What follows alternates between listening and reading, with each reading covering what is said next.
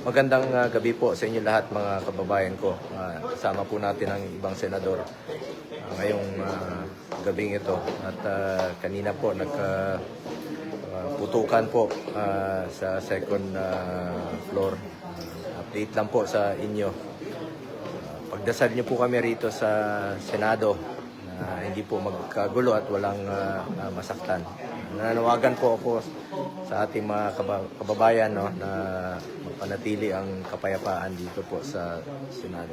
Dito po kami habang merong meeting na pinatawag po ang leadership ng Senado. Ay narinig po kami sa second floor kanina. Ingat po kayo. Pagdasal niyo po kami dito sa Senado.